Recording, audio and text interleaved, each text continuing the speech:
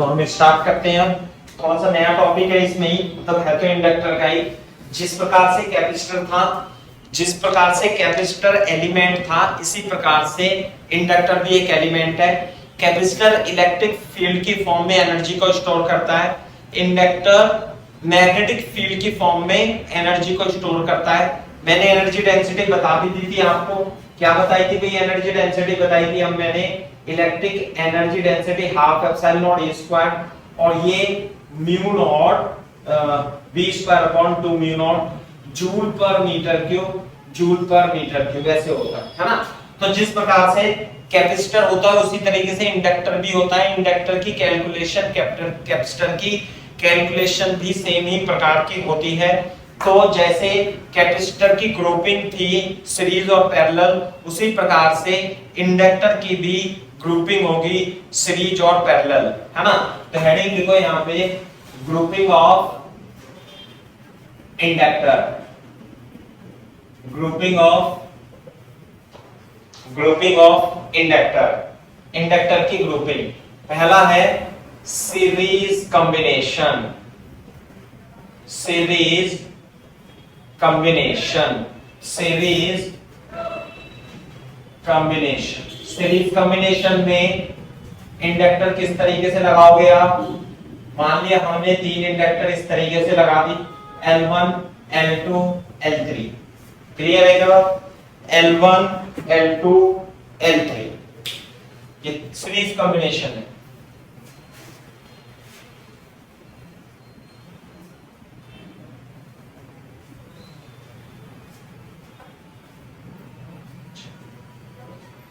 Series combination, series combination. Current कितनी है इसमें? I, L1, L2, L3, है ना। इसे मान लेते VA और इसे मान लेते VB, है ना। सीरीज कॉम्बिनेशन में अगर जो मैं इसके इक्विवेलेंट इंडक्टर निकालूंगा ना, ये L इक्विवेलेंट, A और B के इक्विवेलेंट जो L इक्विवेलेंट आती है, वो L इक्विवेलेंट जो आएगी वो कितनी आएगी पता है? L1 plus L2 plus L3 आती है। तो यही हमें प्रूव भी करना है इसमें। तो कैसे? बोर्ड पे देखो ध्यान से कि अगर जो मैं VAB लिखूंगा, VAB, तो इसके across potential difference V1, V2, V3, है ना। तो जो VAB होगा वो होगा V1 plus V2 plus V3। Clear है क्या बात? और इसमें जो बैटरी बनेगी इंडक्टर में, इंडक्टर में बनेगी L di upon dt, L2 di upon dt, L3 di upon dt। Clear है क्या बात?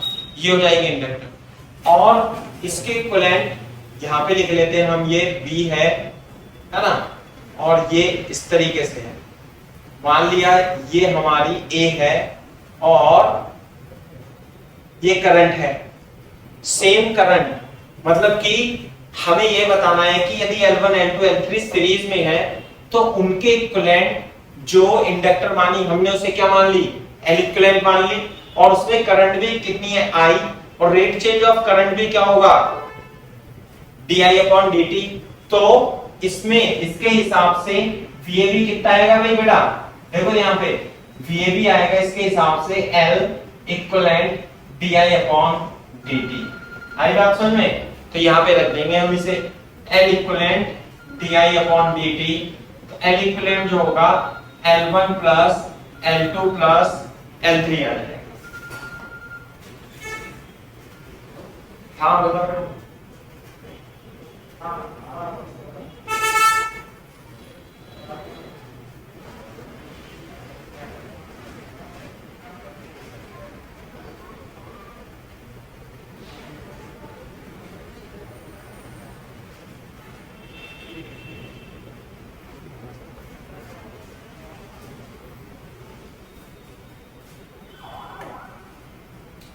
तो L इक्विवेलेंट कितनी होगी बेटा? L1 plus L2 plus L3।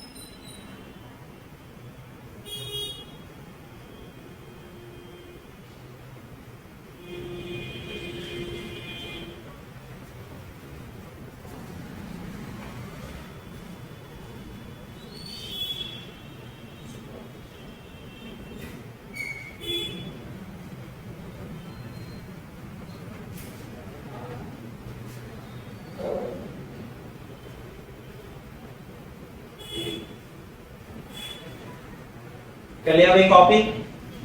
तो सीरीज कॉम्बिनेशन में इंडक्टर वैसे ही जुड़ते हैं जैसे कि आपने रेजिस्टेंस जोड़े थे।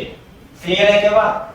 जबकि यदि आप पैरेलल कॉम्बिनेशन आप पढ़ोगे, पैरेलल कॉम्बिनेशन, तो पैरेलल कॉम्बिनेशन में इंडक्टर इस तरीके से जुड़ेंगे। This is the parallel combination. In parallel combination the potential difference is same और L1, L2, L3।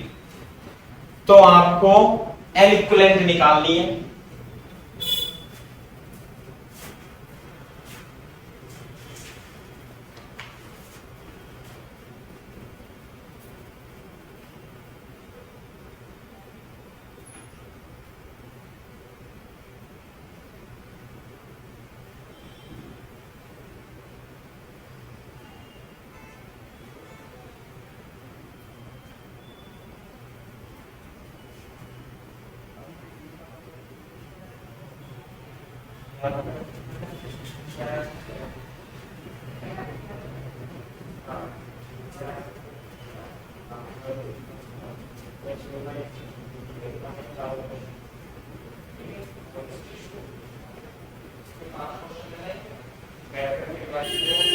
करके दिखाना तुम्हें, सही है? हाँ भाई,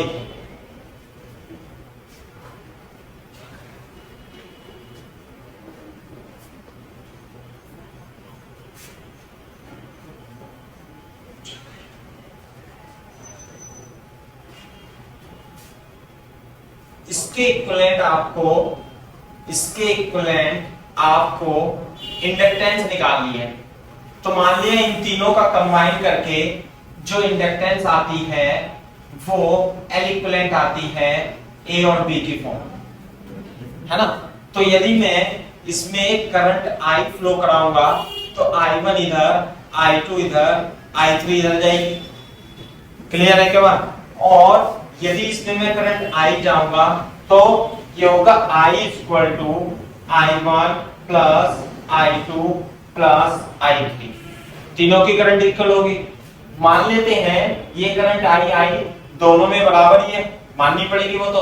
और rate of change of current with time is also same. तो यहाँ पे VAB जो आएगा, ध्यान से देखो, VAB is equal to L equivalent DI upon DT आ जाएगा।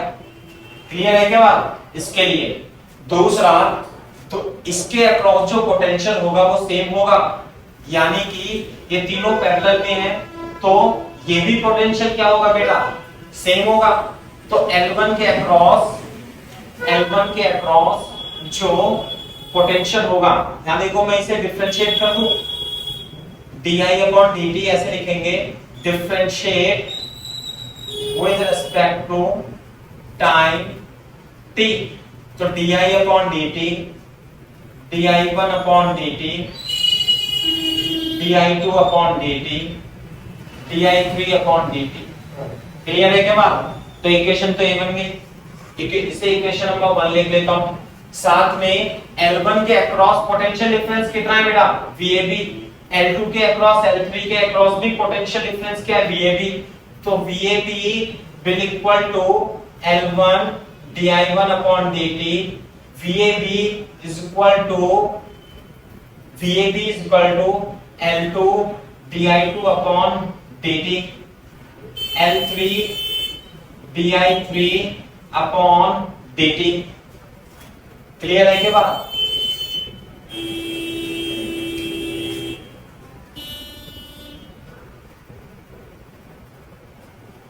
DI3 upon DT। बात समझ में आ गई ना?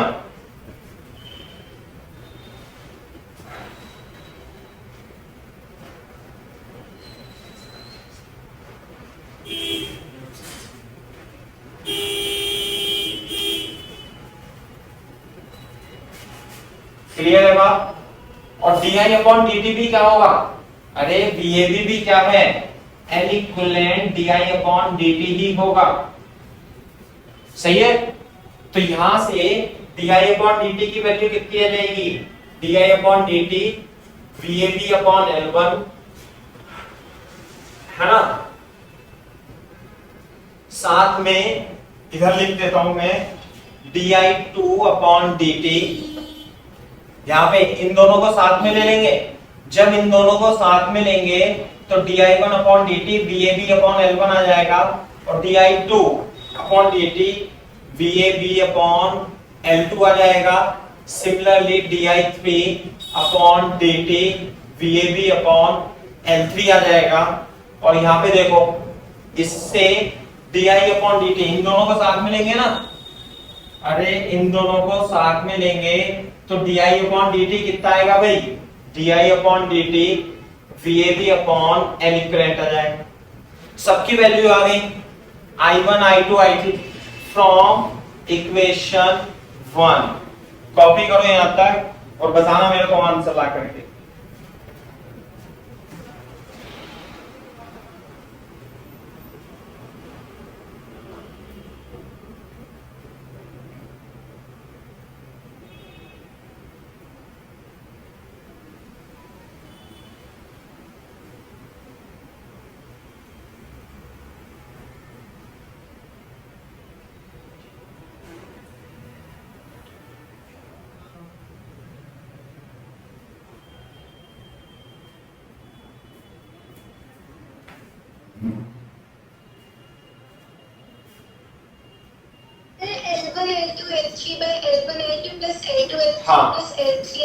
वेरी गुड, वही है जैसे रेजिस्टेंस का था ना, पैरेलल में रेजिस्टेंस आते हैं तो वही आ जाएगा। तो di अपॉन dt की वैल्यू रखेंगे यहां से, तो di अपॉन dt की वैल्यू क्या है, VAB upon L equivalent is equal to, फिर di1 अपॉन dt की वैल्यू रखेंगे, तो di1 अपॉन dt क्या है, VAB अपॉन L1 प्लस, फिर इसमें di2 की वैल्यू रखेंगे, और di2 अपॉन dt क्या है, VAB upon L2, similarly VAB upon L3। तो VAB कट जाएगा, तो 1 अपॉन L इक्विवेलेंट जो आ जाता है L1 plus L2 plus L3 आ जाता है। तो सेम वैसे ही है जिस प्रकार से आपने रेजिस्टेंस में पढ़ा था, यानी कि इंडक्टर का कॉम्बिनेशन सेम होता है जैसे रेजिस्टेंस का कॉम्बिनेशन होता है। कैपेसिटर के केस में उल्टा हो जाता है ना, इनवर्स हो जाता है, जबकि इंडक्टर रेजिस्टेंस की तरह ही वर्क करते हैं। तो इस बात का आपको ध्यान में रखना है, सही है भाई। तो वही है, इसमें इक्विवेलेंट इंडक्टेंस भी निकालने के लिए आपको आ सकती है, जैसे कि आपने रेजिस्टेंस के केस में किया था, कैपेसिटेंस के केस में किया था, उसी प्रकार से आप इंडक्टेंस के केस में भी सेम टाइप से कैलकुलेशन करोगे। तो ये पैरेलल कॉम्बिनेशन हो गया। करो फटाफट तेजी से कॉपी।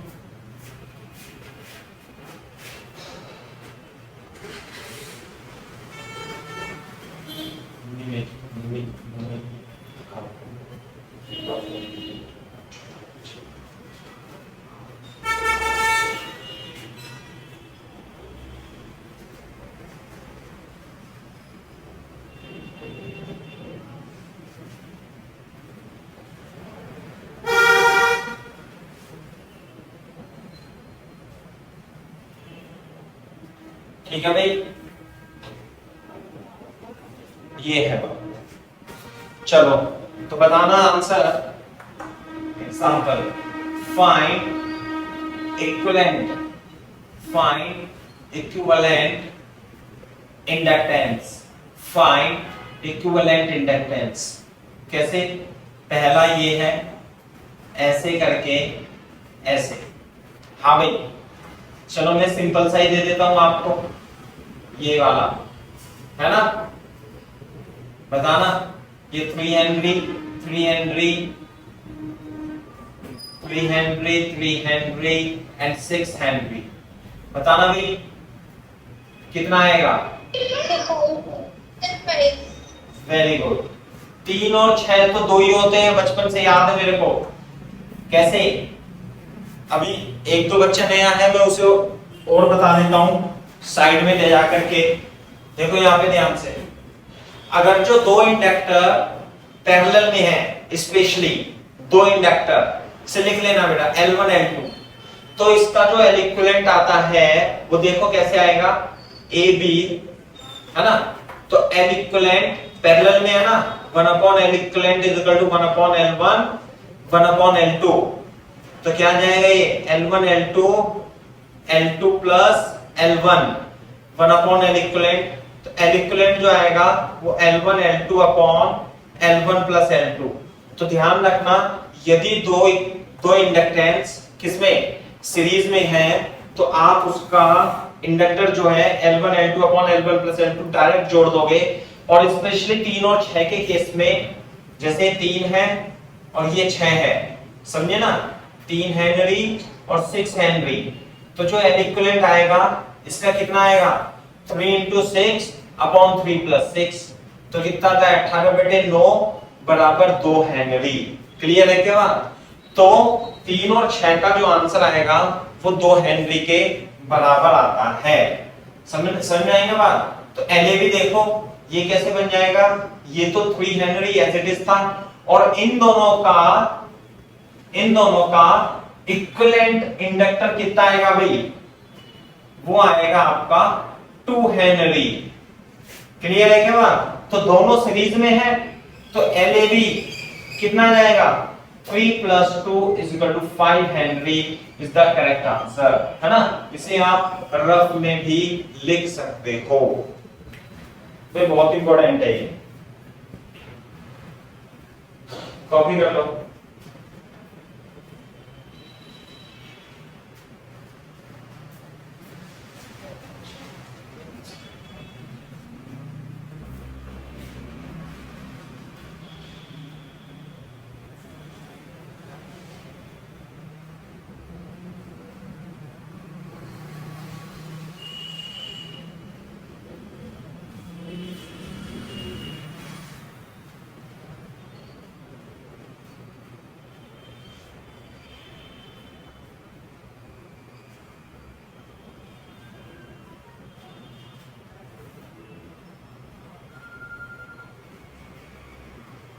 हाँ बता बेटा।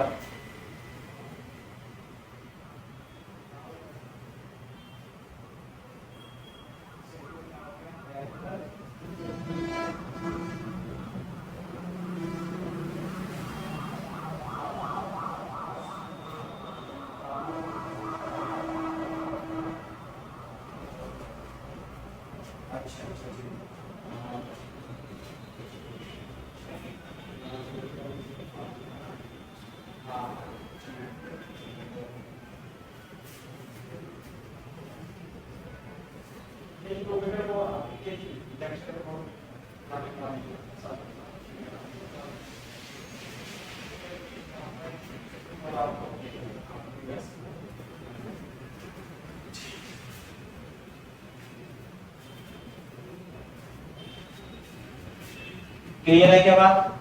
तो कुछ क्वेश्चन और कर लेते हैं, कर लो कॉपी।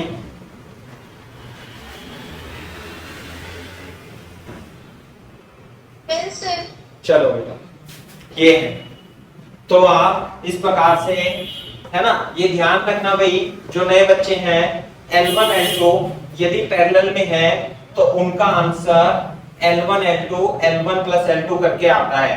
3 और 6 पैरेलल में है, 3 into 6 3 plus 6 है ना, 18/9 is equal to 2 henry answer आ जाएगा।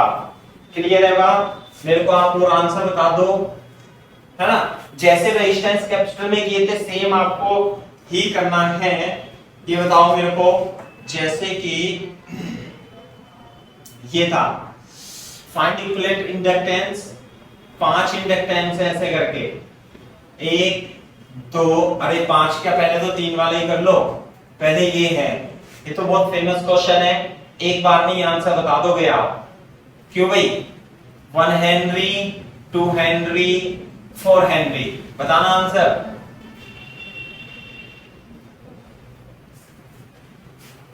याद आ रहा है, भूल गए? कितना कितना? सिर्फ 4/7। अरे हाँ हाँ बिल्कुल सही बात है, वेरी गुड।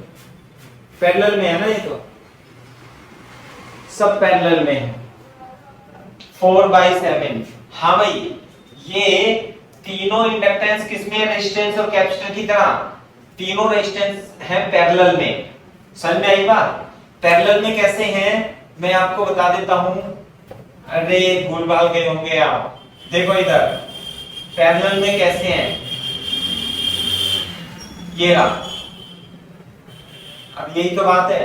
अब जो बच्चा शुरू में पढ़ लेता है तो फिर आसान रहता है।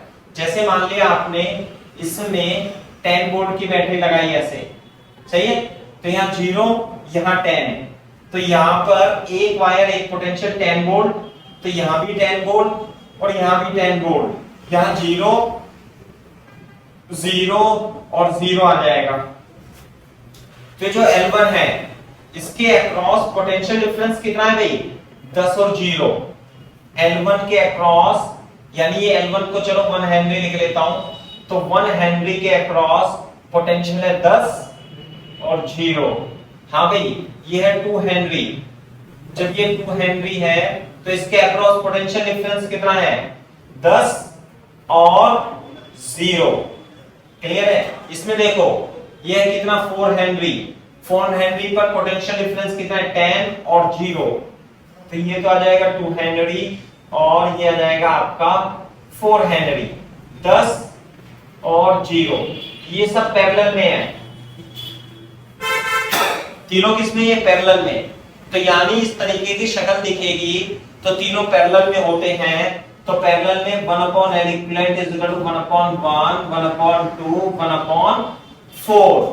आगे बात सुनने, तो is equal to 4 + 2 + 1 is equal to 7/4। तो L इक्विवेलेंट 4/7 हेनरी आंसर इसका आ जाएगा। सही है भाई? मेरे को मेहनत करनी पड़ गई पहले से ज्यादा भी, है ना? मैं पहले भी बता चुका हूं उसे, लेकिन एक दो बच्चा नया रहता है तो उसे बताना पड़ेगा, और हो सकता है तुम भी भूल गए होंगे।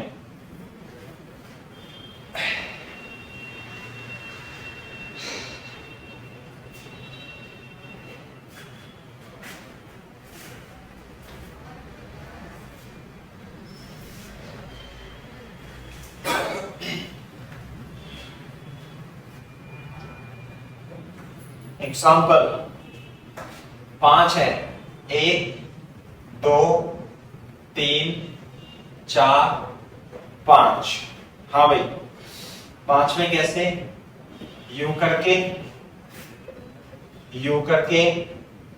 और यूं करके, ए और बी, है ना? L L L L L.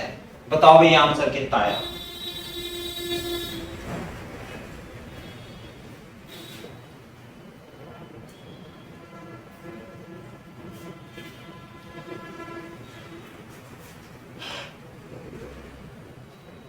कितना आंसर आया बेटा?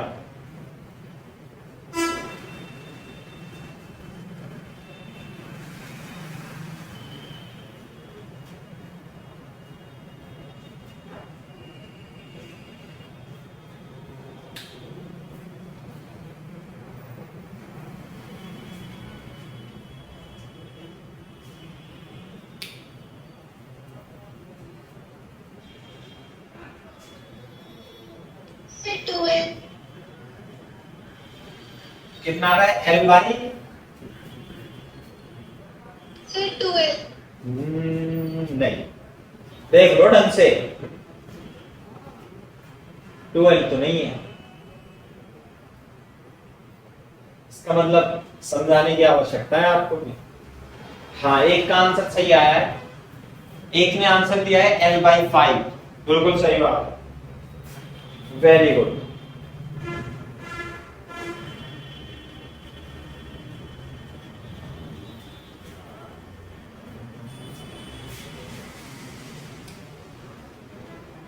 सृष्टिपुरी, वेरी गुड।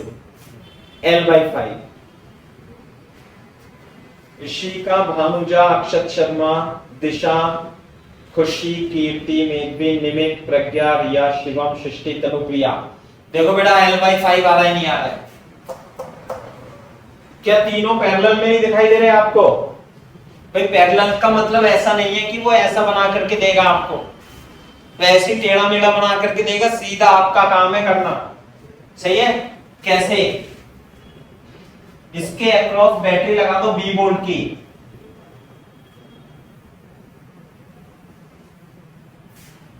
हाँ भाई देखो क्वेश्चन तो ये हो गया, इसे मत छेड़ना, यहां लिखना सॉल्यूशन। जब आप 5 इंडक्टर बनाओगे तेजी से इस तरीके से, ये बन गई 5 इंडक्टर। अब यहां पर ये वायर यहां पे कनेक्टेड है, ये वायर यहां पे कनेक्टेड है, और ये वायर यहां पे कनेक्टेड है। आप क्या करो, इससे बैटरी लगा दो एक, मान लिया 10 वोल्ट की बैटरी लगा दी आपने, 10 वोल्ट लगाओ 50 वोल्ट लगाओ, बैटरी लगाने से सर्किट की इंडक्टेंस पर कोई फर्क नहीं पड़ता। वीवी लगा लो आप। तो मैं तो एग्जांपल बता रहा हूं कि यदि यहाँ 0 वोल्ट है तो यहाँ कितना होगा 10 वोल्ट, तो यहाँ पे भी 0, यहाँ पर भी 0, यहाँ पर भी 0, यहाँ पर भी 0। जबकि ये 10 है तो यहाँ पर भी 10, यहाँ पर भी 10, यहाँ पर भी 10 और यहाँ पर भी 10। क्लियर है के बात? लेकिन कुछ ना कुछ तो गड़बड़ हो गई। अरे ये कैसे आ रहा थी? हाँ L/5 नहीं आ रहा आंसर, सॉरी L/5 नहीं आ रहा था आंसर। अरे L/5 कैसे, पैरेलल में नहीं है सारे, कुछ और सिस्टम हो गया ये तो। अब देखो यहाँ पे मान लिया इसका पोटेंशियल x है, मैंने ध्यान नहीं दिया, जल्दी जल्दी में सोचा L/5 ही है, L/5 is not the correct answer, oh sorry. तो देखो यहाँ पे x है, ये x पोटेंशियल है, मान लिया क्योंकि भाई यहाँ पे x है तो यहाँ भी x होगा, तो इस नोड पर भी x होगा। बात समझ में आई? तो बोर्ड पे देखो ये L और ये L किस में है कि पैरेलल में है। देखो इस वाले L के बीच में पोटेंशियल डिफरेंस कितना है भाई? ये है L और इसके बीच में है 10 और x, और इसके बीच में भी पोटेंशियल डिफरेंस कितना है? इसके बीच में भी 10 और x ही है। बात समझ में आई? तो ये दोनों, ये वाली दोनों इंडक्टर, ये दोनों इंडक्टर है पैरेलल में, ध्यान रखना इस बात का। सिमिलरली इस वाली इंडक्टर और इस वाले इंडक्टर को देखो, इस वाली इंडक्टर के बीच में पोटेंशियल डिफरेंस कितना है भाई? ये x, तो x तो यहीं पे है ना, तो x का पोटेंशियल बना लेंगे हम ऐसे, और x और 0, यहां पर पोटेंशियल है x और ये है 0, इसके बीच में भी x और 0 ही है, हाँ भाई x और 0, तो ये इंडक्टर यहां पे होगी। क्लियर है क्या बात? x ऐसे बना के देखना है, तो मतलब कि आप इसे ऐसे कर लो, यहाँ पे नोड पोटेंशियल कितना मान लो x ऐसे। अब रह गया ये वाली, ये कहानी, इसके बीच में पोटेंशियल डिफरेंस कितना है 10 और 0, तो 10 तो यहाँ पे था, 0 यहाँ पे था, तो इसके लिए आप एक इंडक्टर 10 और 0 के बीच में जोड़ दोगे। बात समझ में आई? तो ये बनेगा सर्किट। क्लियर है? ऐसे है। आंसर दूसरे का देखो, मैंने ही गलत आंसर बता दिया है भाई भाई।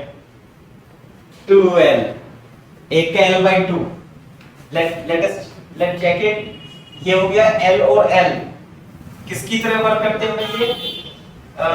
उसकी तरह, रेजिस्टेंस की तरह। L और L पैरेलल में है तो कितना हो जाएगा ये? L/2, और ये भी कितना हो जाएगा? L/2, L/2, और ऊपर है ही सही है कितना? L। बात समझ में आ रही है ना? A और B ऐसे करके, तो L/2 और L/2 कितना हो गया? ये हो जाएगा, ऊपर हो जाएगा L और नीचे हो जाएगा L, तो ये आ गया L। हाँ भाई, तो आंसर कितना आने वाला है इसका? VAB LAB is equal to L/2, आधा हो जाएगा, है ना? हाँ, L/5 is not the correct answer, L/2 is the correct answer. Correct. चलो कोई बात नहीं, गलतियां तो होती रहती है ना? तो L/2 is the correct answer.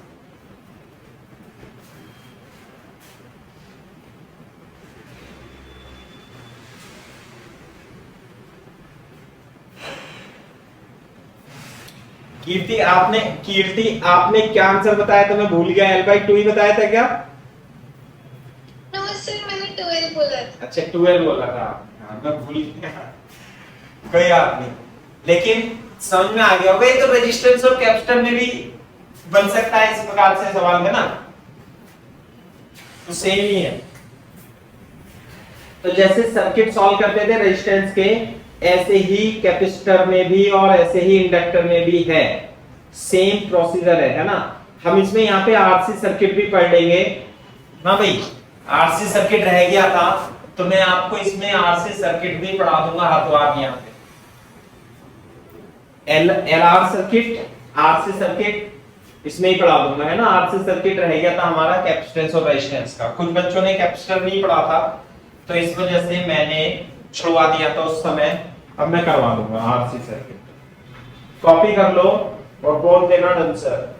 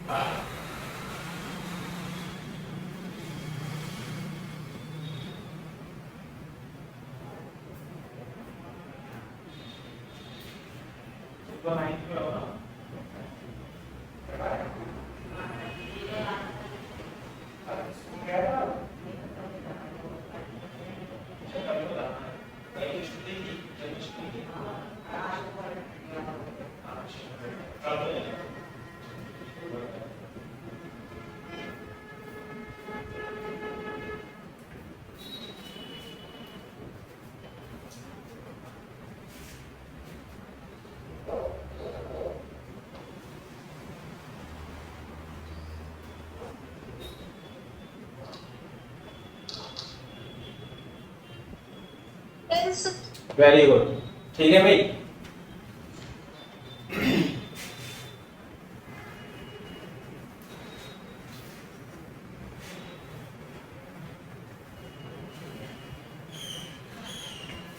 अब तो आंसर मेरे को बता दो, आप वैसे ही बता दो।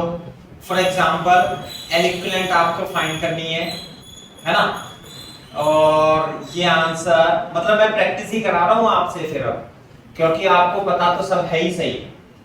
क्यों भाई? एक ये गया, एक ये गया, एक ये गया, एक ये गया, और सारी ईच रेजिस्टेंस कितना है? L है ना भाई? A B. Each inductor is each EACH, each inductor is L। Answer कितना आएगा? कीर्ति बताओ बेटा, बताना जरूर। कितना? 12/3। Very good. अब ये तो मैंने सही बताया है 12/3, ये तो गलत नहीं है। क्यों भाई? 12/3 ये है ना, देखो ये अच्छी जानी पहचानी शक्ल है। ये ऐसी शक्ल हमारी जानी पहचानी है। ये यदि L1 है, ये L2 है, ये L3 है, तो तीनों इंडक्टर ये पैरेलल में होते हैं। तीनों किस में होते हैं? पैरेलल में। मैंने सबसे पहला क्वेश्चन यही कराया था आपको, है ना भाई? सेकंड वाला क्वेश्चन, तीनों पैरेलल है ना? तो दूसरी बात, अगर जो ये तीनों LL हैं, चलो L1 L2 L3 मान लेता हूं, तो L इक्विवेलेंट कितनी आती है इसके पैरेलल में? L1 L2 L3। इससे सॉल्व करेंगे। लेकिन L1 L2 L3 तीनों क्या है? L है। तो यहाँ पे कितना जाएगा? 1/L 1/L 1/L। तो 1/L equivalent is equal to 3/L, implies that L equivalent is equal to L/3 is the correct answer। ये बात है।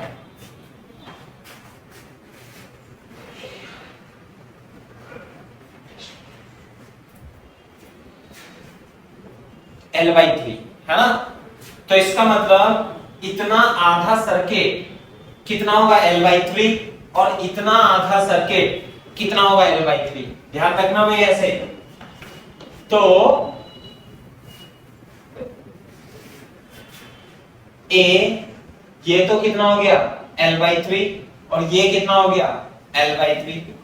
आंसर कितना आ गया भाई ए और बी के बीच में LAB कितना आ गया, ये तो दोनों सीरीज में है तो L/3 प्लस L/3 कितना आंसर आ गया 2L/3 is the correct answer. This is the correct answer 2L/3 is the correct answer.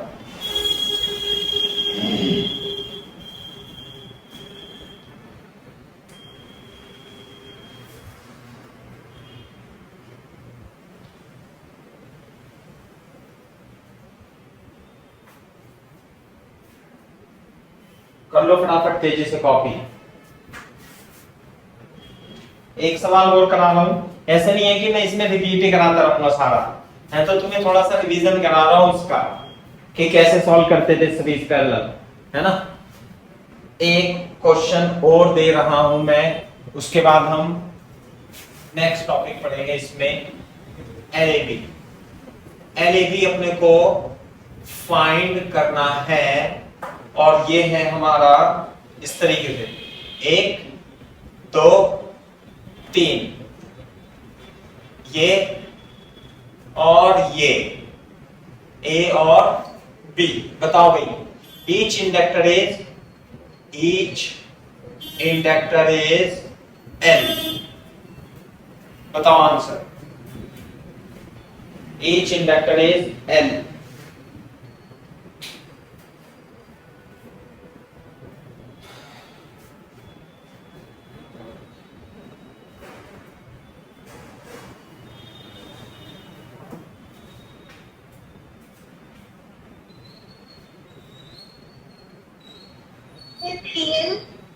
हाँ 3L नहीं, कैसे आएगा, सही से देखो, सही से देखो, रेजिस्टेंस की तरह सॉल्व करना है बेटा। अच्छा अरे कुछ बीट स्टोन ब्रिज याद आ रहा है नहीं?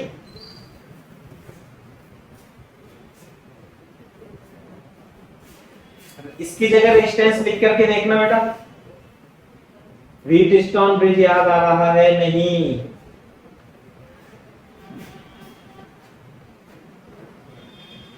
जैसे रेजिस्टेंस को सॉल्व करते थे ना वैसे ही सॉल्व करना है। इंडक्टर और रेजिस्टेंस को सॉल्व करने का तरीका सेम है। R R R R R. ये रेजिस्टेंस मेरे को फर्जी रेजिस्टेंस लगता है,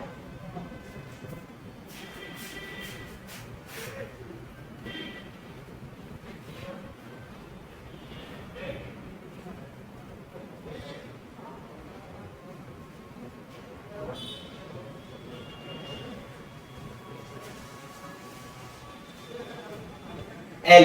very good, L is the correct answer. अब तो तुम बता ही दोगे जब मैंने बता दिया तो। नहीं, मैं कह रहा हूं इन क्वेश्चंस को रेजिस्टेंस जैसे हम सॉल्व करते थे, इसलिए अब आपको सारे बाकी क्वेश्चन शीट वीट में जो दिए होंगे वो अपने आप से कर लेना है। बेटा रेजिस्टेंस की तरह है, करते नहीं थे हम इसे। ये व्हीटस्टोन ब्रिज है, ये बन गया x, ये बन गया y। क्लियर है क्या बात? ऐसे बनाते थे ना, ये हो गया y और ये हो गया x और ये हो गया रेजिस्टेंस a और ये हो गया b, है ना। और एक ये हो गया a और ये हो गया b। This is resistance r and this is x। तो ये रेजिस्टेंस क्या हो गया? फर्जी रेजिस्टेंस। इसे क्या करेंगे हम? काट देंगे। तो सिस्टम क्या बनता था हमारा? ऐसे ही बनता था। क्लियर है क्या बात? ये लाइक दिस A और B। यहां पर पोटेंशियल क्या होता है? सेम होता है। इसी तरीके से ये भी क्या है? फर्जी इंडक्टर है। तो इसका जो है ना भाई, आप लिख लेना इसे, मैं भी इस तरीके से लिख लेता हूं कि एक इंडक्टर तो ऐसे होगा, दूसरा इंडक्टर ऐसे होगा, एक इंडक्टर ऐसे, दूसरा इंडक्टर ऐसे, और ये वाला जो इंडक्टर है ये फर्जी इंडक्टर। क्यों है फर्जी? क्योंकि x और y पर पोटेंशियल क्या होंगे, सेम होंगे। क्लियर है क्या बात? ऐसे this is A, this is B, ठीक है।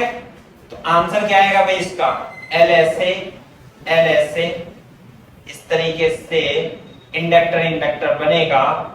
ये एल एल एल एल, तो एल और एल कितने हो जाएंगे, 12, और ये भी क्या हो जाएगा 12। देखो इधर, इधर बनेगा ये किस तरीके से, ये बन जाएगा ऊपर 12 और ये बन जाएगा नीचे 12, ए और बी, और A B and A B कितना आ जाएगा भाई, L is the correct answer.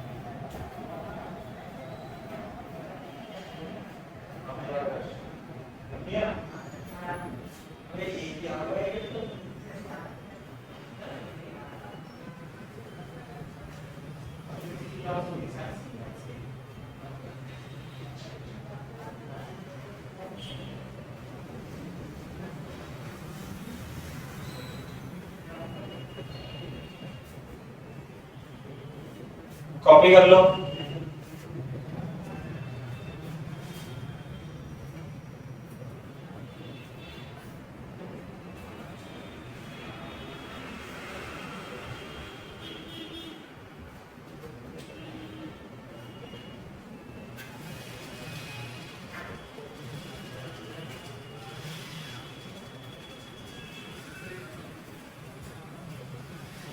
हाँ भाई हो गया।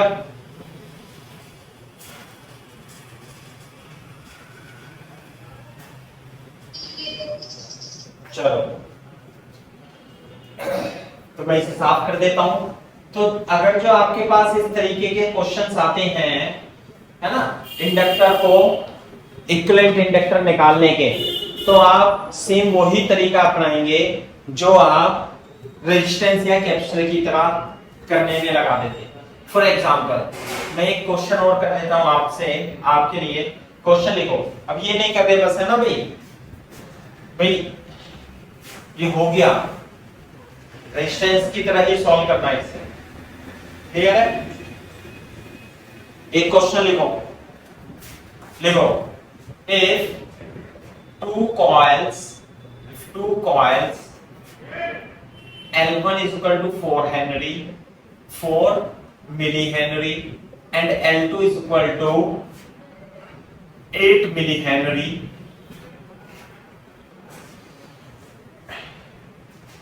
and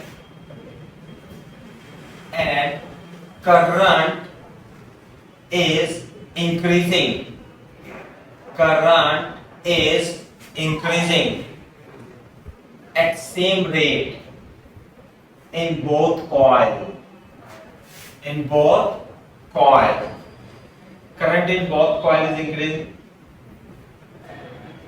if and at an instant, at an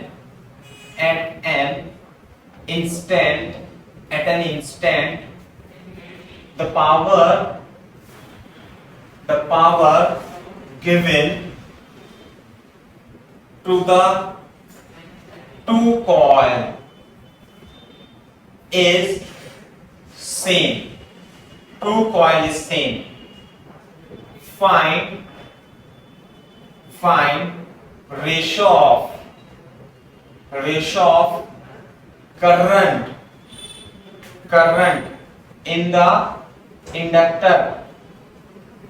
Second, ratio of potential difference,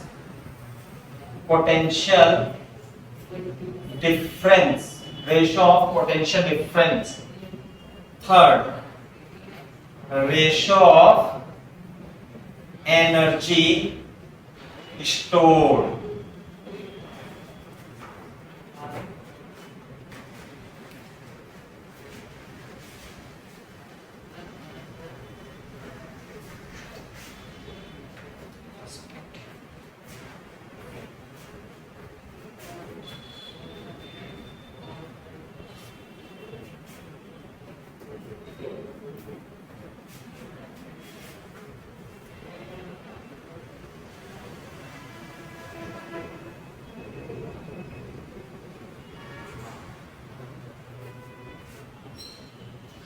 question है ये। मतलब करने का तरीका वही कैपेसिटर और रेजिस्टेंस की तरह ही होगा।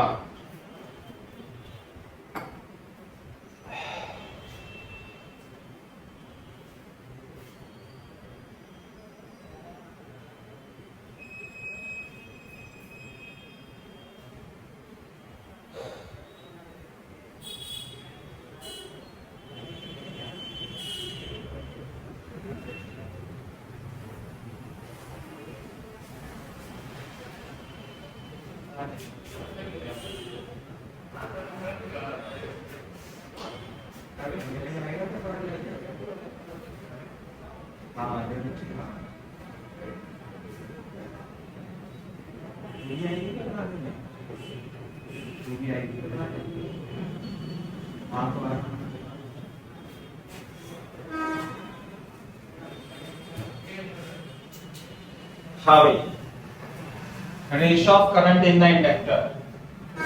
देखो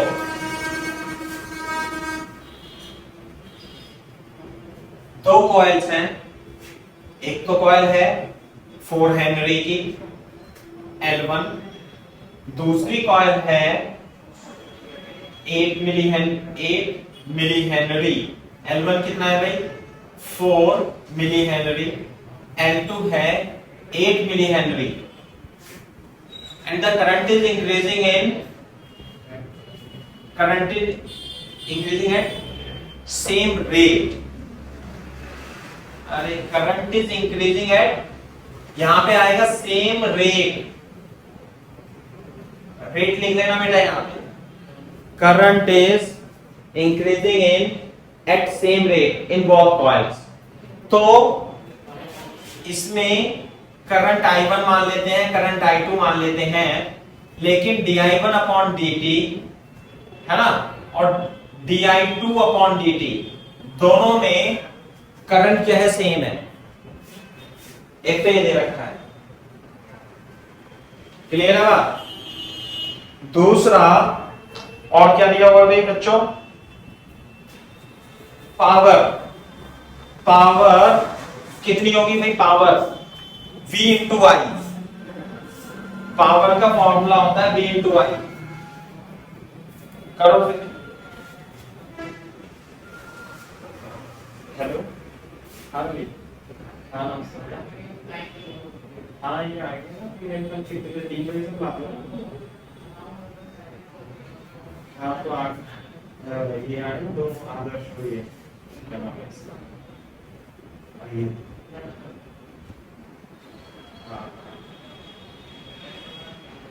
हाँ ठीक। हाँ ये तो आदर्श को आगे का याद करने के लिए देखिए वो है, तो मैं उसकी दे देता हूँ काम। ठीक है।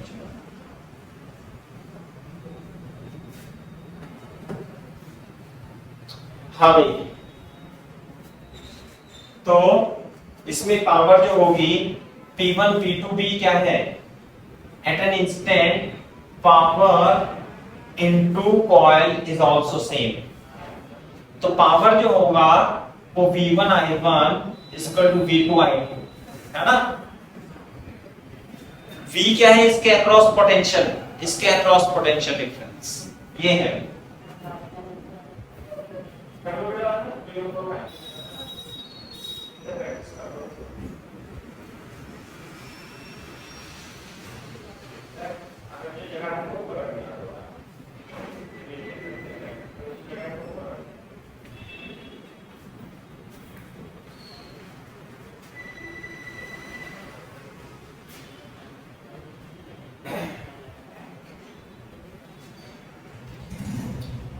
अगर जो इसमें करंट बढ़ रही है तो इसका V1 पता है कितना होगा?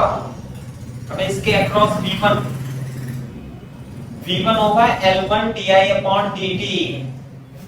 आई बात समझ में? L1 di1 अपॉन dt और I1 V2 जो होगा इसके अक्रॉस वो होगा L2 di2 अपॉन dt और ये हो जाएगा I।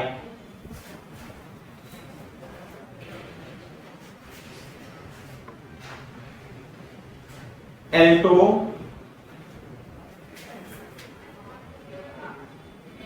di2 upon i2, L1 di1 into i1।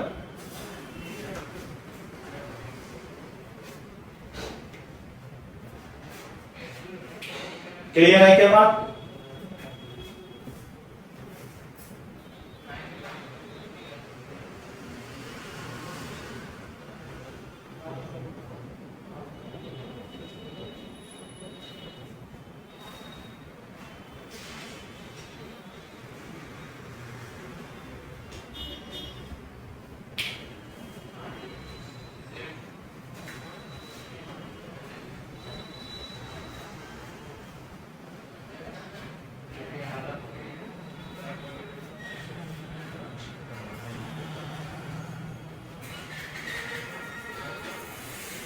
तो फर्स्ट केस में क्या है, ratio of current in the inductor first निकालना है, I1 upon I2, I1 upon I2 अपने को फाइंड करना है ना।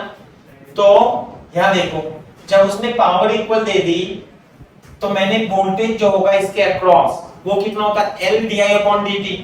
तो di अपॉन dt दोनों के अक्रॉस सेम है, उसने लिख रखा है ना इंक्रीजिंग एट सेम रेट। तो di अपॉन dt दोनों का सेम है तो ये कट जाएगा। तो यहां पे क्या आएगा भाई, L1 I1 L1 I1 L2 I2। तो I1 upon I2 is equal to L2 upon L1। तो L2 कितना है भाई 8 और L1 कितना है 4। तो 2:1 I1 upon I2 is equal to 2:1 is the correct answer.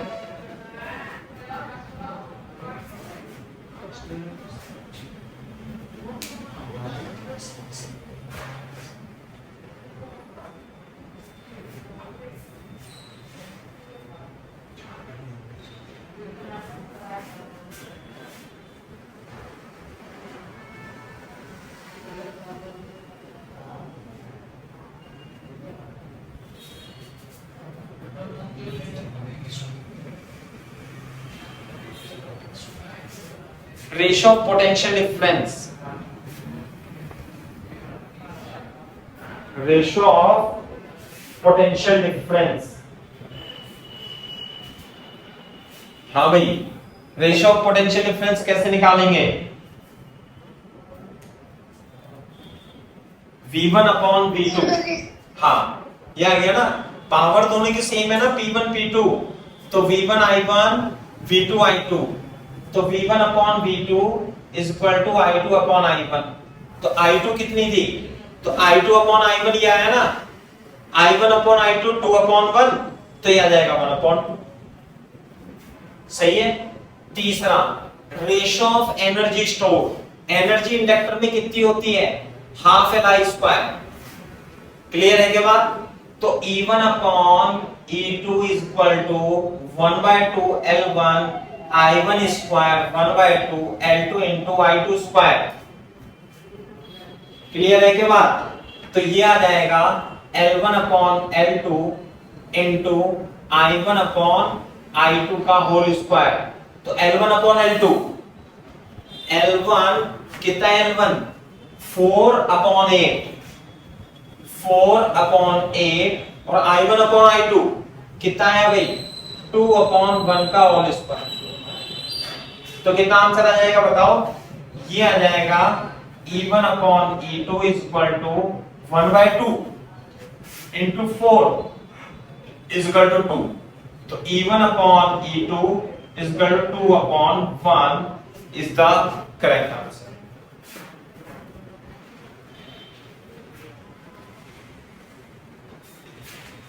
कर लो कॉपी तेजी से।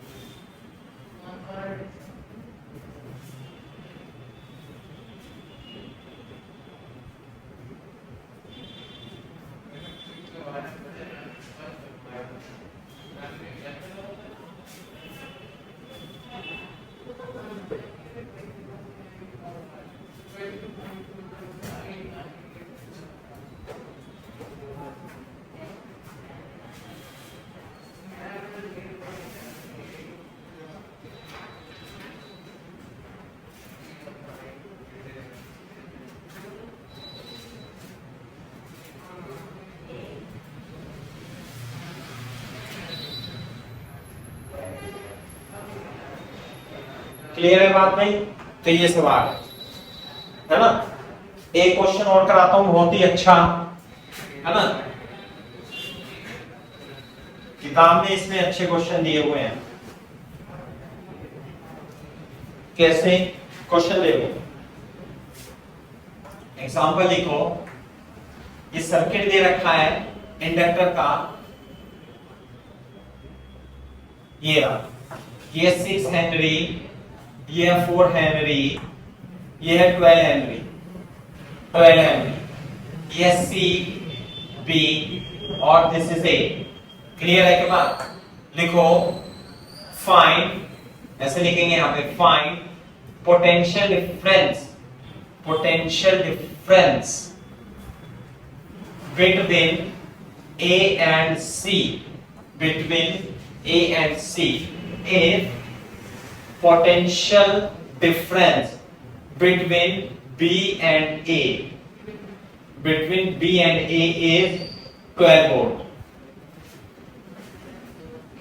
12 volt is 12 volt at certain instant।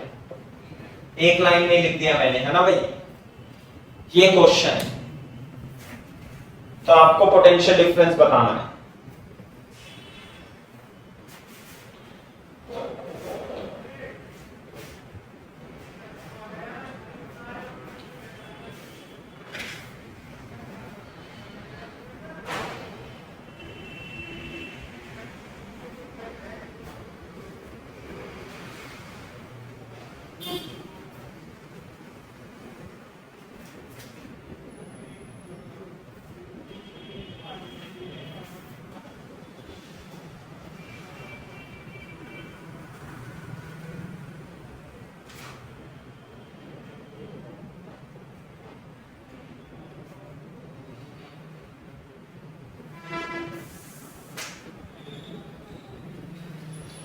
चलो भाई बताओ आंसर। सिंपल, जैसे हमने रेजिस्टेंस के केस में क्वेश्चन किए थे या कैपेसिटर के केस में, ऐसे ही करेंगे इसमें भी। ध्यान से देखो, हमें निकालना है वी सी, है ना, V A minus V C, we have to find, और गिवन क्या है, V B minus V A, ऐसे निकालना ना। बिटवीन ए एंड बी दे रखा है या B and A, V B minus V A, between A and C, between A and B. यहां पे बेटा थोड़ा सा गलत लिख दिया मैंने, बिटवीन ए एंड बी कर लो, इसे थोड़ा सा सही कर लो, है ना। तो between V A minus V B equal to 12 volt, ये क्वेश्चन में दिया हुआ है। तो ध्यान से देखो, ये दोनों इंडक्टर पैरेलल में है, तो जब दो इंडक्टर पैरेलल में होंगे तो इनके इक्विवेलेंट जो इंडक्टर बनेगा, पैरेलल के लिए क्या बताया था formula, L1 L2 upon L1 plus L2, यानी कि 4 इंटू 12 बटे 4 प्लस 12, यानी कि 4 इंटू 12 इंटू 16, 4 चौक 16, 3 हेनरी। क्लियर है? तो ये जो इंडक्टर बनेगा ये इस तरीके से बन जाएगा, ये 6 हेनरी, ये 3 हेनरी। क्लियर है क्या बात? दूसरा, इसमें जो करंट है I, क्लियर है बात, ये हो जाएगा C, ये हो जाएगा B और ये हो जाएगा A। बात समझ में आई? तो करंट यदि इसमें I है तो इसमें भी कितनी होगी I, और जो rate of increasing current, rate कितनी दे रखी है, रेट मान लेते हैं di/dt है, di/dt। तो इसके across VB minus VA minus VB, है ना, VA माइनस VB जो पोटेंशियल डिफरेंस होगा वो कितना दे रखा है, 12 वोल्ट, और ये होगा L di/dt इक्वल टू 12। ध्यान से देखना, इसके अक्रॉस लगा रहा हूं मैं VA माइनस VB, जो इसके अक्रॉस पोटेंशियल डिफरेंस होता है वो कितना होता है, L di/dt। तो L किसकी लूंगा, ये 3, तो इससे हमें rate of rate of increasing current या पता चल जाएगी, और ये हो जाएगा di/dt is equal to 4 ampere per second. This is 4 ampere per second. Clear है क्या बात? कॉपी करो यहां पर।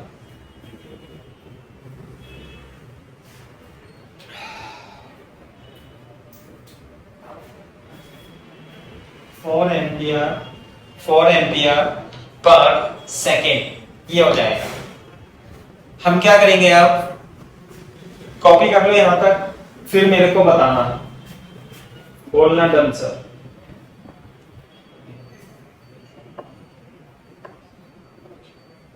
ओके चलो, तो अब देखो यहां पे, यदि मैं C और A के बीच में, C और A के बीच में इक्विवेलेंट इंडक्टर निकालूं, तो दोनों किसमें है ये सीरीज में, तो 9 हेनरी हो जाएगा और करंट आई, तो इसमें di/dt तो अभी वही से होगी ना। तो मेरे को अगर VA माइनस VC लिखना है तो मैं क्या L di/dt नहीं लिखूंगा? बिल्कुल लिखूंगा।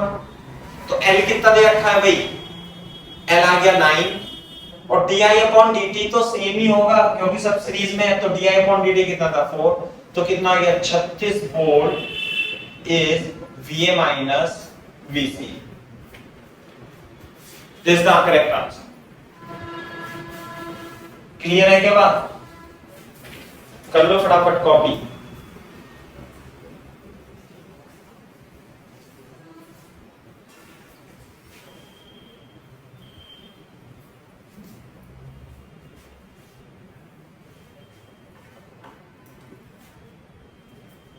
एक ग्राफ का भी क्वेश्चन करते हैं यहां पर। करंट इन इंडक्टर,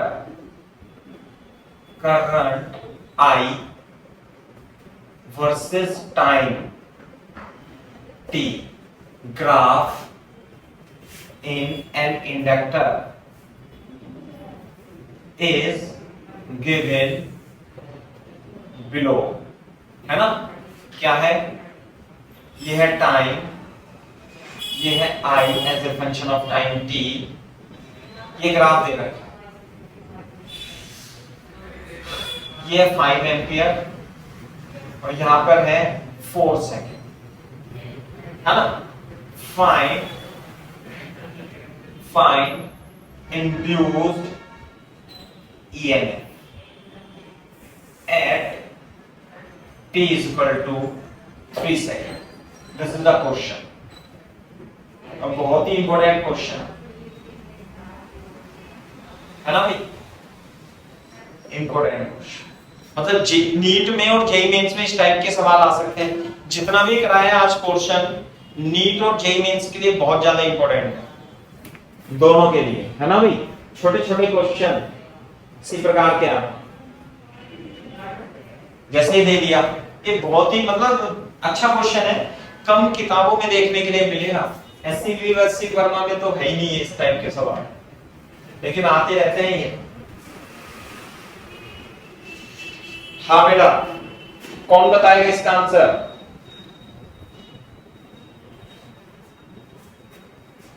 इंडक्टर,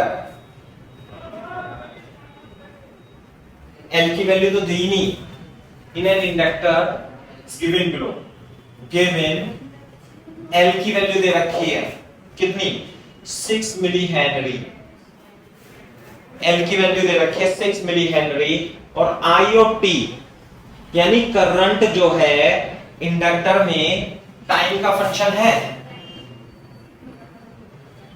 और अगर किसी इंडक्टर में करंट टाइम का फंक्शन है तो इसमें इंड्यूस ईएमएफ उत्पन्न होता है, और induced EMF minus L D I upon D T होगा।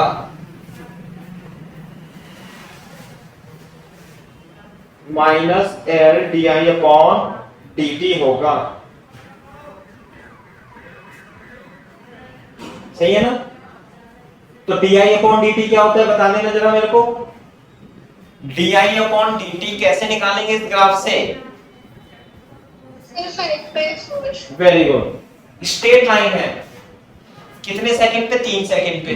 ध्यान से देखो भाई, 3 सेकंड हो 2 सेकंड हो, 0 से लेके 4 सेकंड तक एक स्ट्रेट लाइन, तो एक स्लोप, तो स्लोप होती है, यानी इंड्यूस ईएमएफ जो होगा वो L into slope of IT graph. समझ में आई बात? तो इसकी स्लोप कौन बताएगा? हम बता देंगे। हाँ भाई, कौन बताएगा इसकी स्लोप? कोई बता सकता है? अरे माइनस टेन थीटा होती है, ध्यान रखना, minus tan theta negative slope आएगी ना इसकी, और ये थीटा है तो minus tan theta. Tan theta 5/4 minus 5/4, ये स्लोप आ गई। तो यहां पे रख देंगे माइनस एल की जगह 6 मिली हेनरी इंटू माइनस 5/4, जो भी आंसर आएगा आ जाएगा।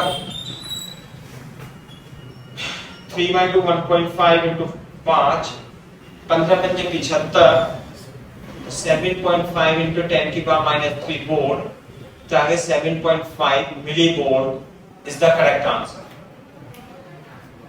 This is the way to solve